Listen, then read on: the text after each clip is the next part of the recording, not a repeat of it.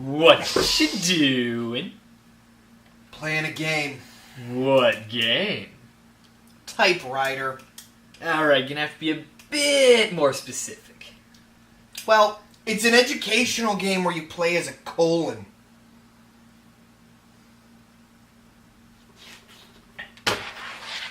Let's discover Typewriter.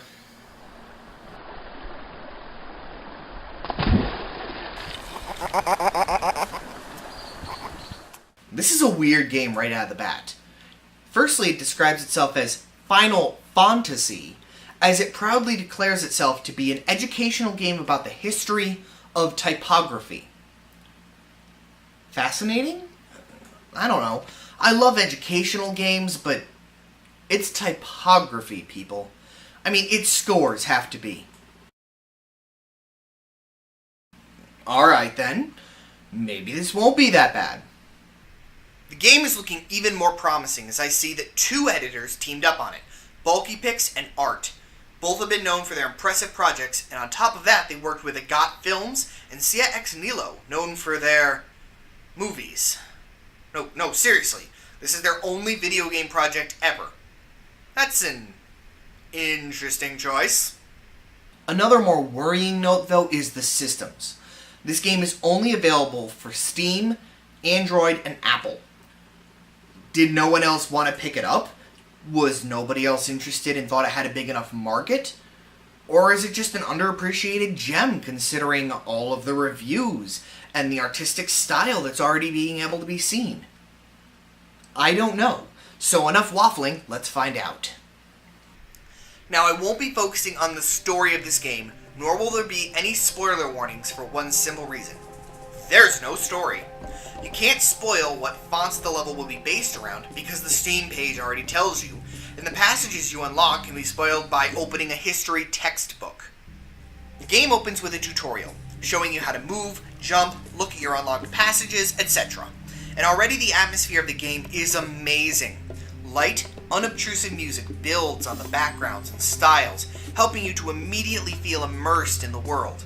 Even when you open the learning passages, the music stays in the background, but quieter so as not to intrude on your reading. The passages are well written. So far, this seems like a solid educational game with enough style to keep it enjoyable for anyone who may have to play it for a class or even for fun. But moving on from the tutorial to the real game. The first level is based off of the Gothic type font, and overall the game stays the same. None of the jumps are too difficult, just right for a first level. The background is full of beautiful, old-fashioned writing and images, and letters in the style of the type font are spread throughout the level for you to collect. The style and design of integrating the printing presses and old-fashioned books into the world is wonderful and creative, and gives a great deal of hope for the levels to come. We move on from the Gothic font to Garamond in no time at all. The level wasn't long or difficult, but it was just right. Immediately, Garamond's unique background music is not as amazing as any of the previous, but it still fits. Unfortunately, here's where the controls start to be squirrely. See, as you jump you remain very floaty, and you really can't control if you're going to jump straight or flip end over end. Usually this doesn't matter, but this level's full of water. This level of luck in your jumps is doubled whenever you leave water, and if you're flying up a water spout, you just have to pray to the trajectory gods that you'll stay in the stream long enough, or go in the right direction. You'll also start running into a problem that will become recurring called, "What will kill me?" The downside to the beautiful integration of the foreground and background is that you won't always tell what is dangerous to you. For example, in this level, it's clear that the red and black thorns are my friends, but these random books will kill you too. I honestly thought that those were just a background design to help talk about early book burnings, but alright, my fault, I should have seen Fire Hot bad. Even a caveman figures that out, right? So, level's still fun, not over long. Let's move on to Dido. Immediately upon entering this level, I adore the atmosphere and music again. It's whimsical and floaty, matching the bright colors and the new wind mechanic. Well, it's not really new. It's just the water spout mechanic again, only way harder to control. Trying to use the air to get where you need to be can honestly feel like you're wrestling with the controls not to die, and the controls have already paid for your tombstone. The unclear level design is getting worse too. There are holes and kill planes that you can't expect or be ready for unless you either simply got lucky or have played it before. But they're still occasional, and it's not nearly as annoying as when you get stuck. See, a lot of the type fonts have pointed edges and exciting bits that stick out for no reason. And in this game, they can spell certain death. If that pointed bit of the letter slides in between your dots, it can actually be impossible to jump back off. Or sometimes you can get stuck inside of a letter if it's small enough and... yeah, that. The obvious solution, of course, is just control your jumps better, take your time. But between the floatiness of your jumps and the random luck of whether or not you'll jump straight or flip, that can be kind of difficult. But the game is still fun, the artistic design is wonderful, and even the history is well written. So let's move on to Clarendon, where there are 3 issues with the game. Firstly, why the Wild West? There really wasn't any impact that period history or location had on printing and typography, was there? If anything, it was the growth of the telegraph, wasn't it? So aside from the iconic Wanted posters, what did that have to do with type font? It's still a very cool design, though, and with the usual awesome atmosphere, so I can let that problem pass. What's a bit harder to let pass, however, is the wall jumping. The wall jump has been a mechanic since the start of the game, and it's actually saved my life a few times in previous levels. So why would I be mad at it now? Because now the levels in type fonts are starting to have more blocky edges. And if you're at the edge of a block you have to jump onto, you need to be holding up and forwards to make the jump, or else you'll just drop back down. However, if you're holding forwards and jump, and you touch the wall you're going to jump onto while still holding jump, which you probably will because of the space issues and how unclear the jump arc is on each individual jump, you will instead wall jump, flying backwards and away from where you're going. But again, it's a small nitpick in a beautiful game. Unlike the final issue with the level, the minecart and gunman parts. Firstly, I will state that when you jump into a minecart, the music speeds up and gets epic. It feels like you're going on a real Western adventure. It'd be great if you could control the cart at all. See, the game tries to treat the cart as your dot when you're inside of it, and supposedly keeps you from jumping while you're in it. That's not what happens. You don't technically jump with the cart. Instead, the cart's gravity is different than yours. So when the cart falls, you fall out of it because your jump is floatier than the cart's. This isn't a big deal in the first cart area, but the second the road is bumpy. You can't control where the cart goes, you can't stop the cart or take it slowly, and if you fall out, which you will and there is nothing you can do about it, you will die. Meanwhile, what caution there can be accomplished with the cart needs to be thrown away, because there's a phantom gunman off-screen shooting at you. If he hits you, game over. And this part of the game is completely luck. Sometimes he'll stop and shoot where you were when he stopped. Sometimes, though, he'll predict where you're going to be and shoot there instead, guaranteeing your death when you cannot stop moving forwards in a minecart. Even when you're out of the cart, he's shooting at you, combined with still unclear level designs. For example, this O didn't move here, so how was I to know not to jump unless I'd played this level before? Upon reload, though, now it moves. I honestly think the gunman was added just to deal with how easily you can get completely stuck with the minecart, unable to progress. Seriously, 3 times I got the minecart 100% stuck and couldn't play anymore until the gunman killed me and made me start over. And say what you want about me sucking at the game, but this is in no way my fault here. The atmosphere and beauty of the game can't make up for the level of frustration that this level provides. But if it never happens again, this game can still be wonderful. And so we move on to Futura, where the art style makes the frustration and game worse. These levels are based off the abstract and Dada movements, and in all fairness, they encapsulate these movements and commitment to nothingness and insanity actually very well. The background is now sometimes the foreground, the colored bits move and shift, and it's all kind of cool. The problem is that you never know where to go. A lot of the letters are moving mechanical platforms that will take you somewhere, but others are solid platforms you're supposed to jump off and around, like every level up until now. Some of the colors are meant to be jumped on, some are there for decoration. Some are platforms, some are kill planes. How do you know which one is which and what will do what? Trial and error. And with each unfair death, and each time you're sent back to that last checkpoint with no idea what you were supposed to do differently to make it through, and each time you finally get through because you either figured out what the developer already knew so thought was fun and creative, or you just got lucky, every other little problem will start to fester in your mind, poisoning your memories of joy and wonder in the earlier levels as you move through the frustrating and bland of Futura into the icon of essays, Times New Roman. Right out of the gate, Times feels refreshing. The gears and typed backgrounds are reminiscent of the early levels. The background sounds are just of gears, not some weird alien noise. Maybe you were too hard on this game. Maybe it isn't so... Okay, I'm just not good at this. But that's okay. The level is still more fun than the last few levels, and the gears and steam start to turn into a real song. It's actually really cool. Don't get me wrong, the level still has problems though. From the usual unclear kill planes, to poor jumping physics getting you killed because it says so, to not letting you jump because moving platforms, to the wall jump killing you, to the worst puzzle yet.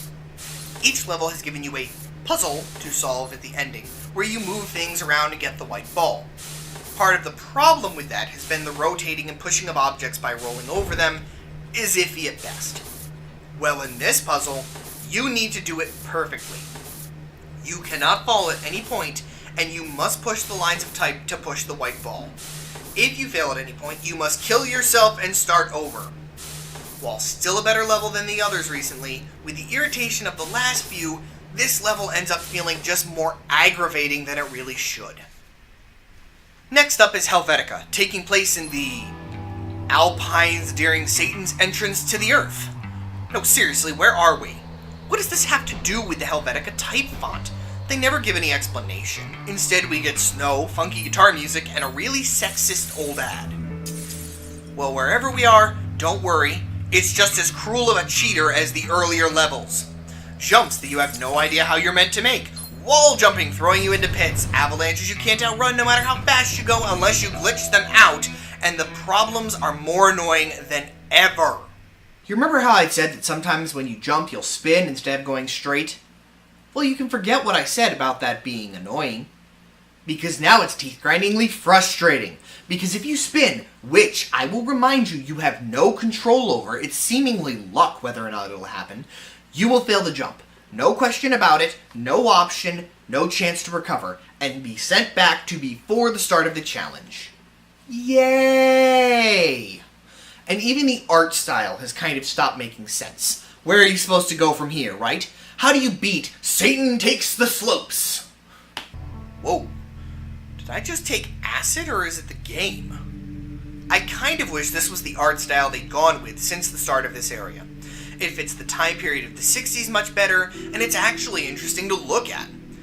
But it's also kind of painful to look at, so let's move on quickly to Pixel. Pixel starts with you passing through a computer into a world clearly meant to be a video game. All the things that kill you here are either the bottom of the screen or are colored red, so it's finally clear what's going to destroy you. Even so, this level is the most frustrating so far. Firstly, the main mechanic of this level is filled with decreased gravity, so your jumps become more floaty, because, you weren't impossible to control to begin with. It's also full of sections and platforms that I'm sure made sense to the developers and editors who made it, but you don't know what to do with the first time. Oh, that platform's just sitting. No, it's a moving platform that waited until I jumped to start moving. Oh, look at that weird programming boxes that I can run across. Oh, excellent! They're being closed as I go. Time to jump perfectly again. And the wall jumping issue is at its worst here. Everything in the pixel font is a block, so you're always trying to jump against another flat surface and throwing yourself backwards. In fact, that problem becomes a game design, because if you do it against something in the light gravity zones, you can jump up the walls. It almost feels like they're trying too hard to be artsy and thematic in this level. The music doesn't sound distinct, it's just another techie song you'd hear in any modern game, and they try to force in other games. They make you play that game where you bounce the ball to destroy the blocks, except that the bouncing physics of the platform are busted. It took 5 minutes just to clear this screen and get the white ball. That's the opposite of fun. They throw in Tetris as a puzzle platformer where you jump between the pieces as they fall, But because of the wall jump issue, it instead becomes insanely frustrating. And then they thought it'd be interesting to have Space Invaders, where you need to stand so the ship will shoot the blocks down out from under you and let you down. But if you get shot by the ship, then you go back to the start of the level and you start over. So how do you get the ship to shoot somewhere? Oh, that's easy. It auto homes in on you. Well, then how do you drop down? Pray it doesn't shoot you when it homes in on you. What fun! Seriously, who thought these were good ideas? All the fun has been sucked out of the game at this point, replaced with frustration at how impossible you are to control, the cheap deaths you can't do anything about. But there's only one more puzzle and the game is done. Match the type fonts. You jump into the options bar to select the right type for the font, simple as that. Except it's not. You can't jump as fast as the bar scrolls, so even when you know the right choice, you can't pick it. Your best bet is actually to jump at it repeatedly until you get lucky and hit the right one. But with that, the level is over. The game is done.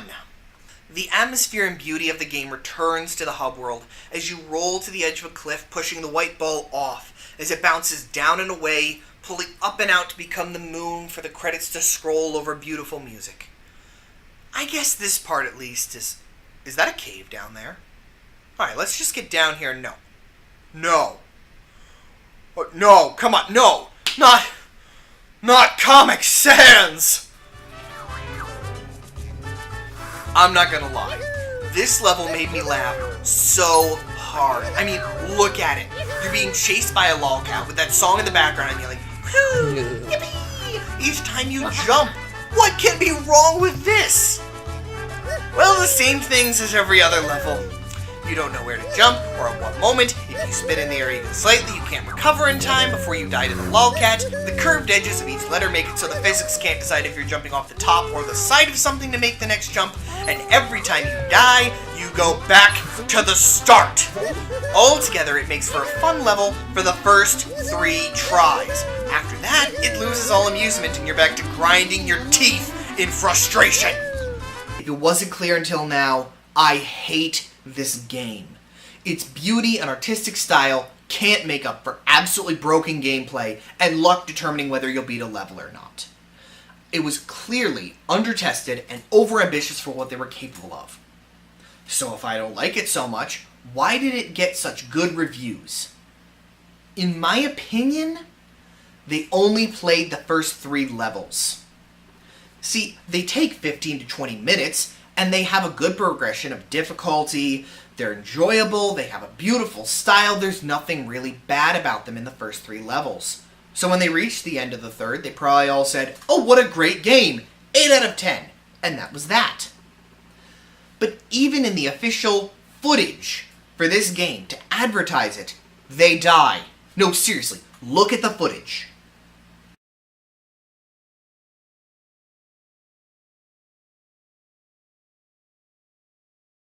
They just died 3 times. They just cut the clips so you couldn't tell how badly they'd messed up. I want to recommend this game. It does have a charming artistic style and feel to it. But when your game is literally so broken that a Comic Sans joke level makes everything worse instead of better, what do I have to recommend? There's only about 20 minutes of actually fun gameplay. So even if you're getting it for under $1 in a Steam sale, it's not worth it. Now, if you were getting it in a Humble Bundle or some other way where you're getting it anyway with other things of better quality, it's worth it to install the game just to play that 20 minutes. But for your own sanity, don't play past there.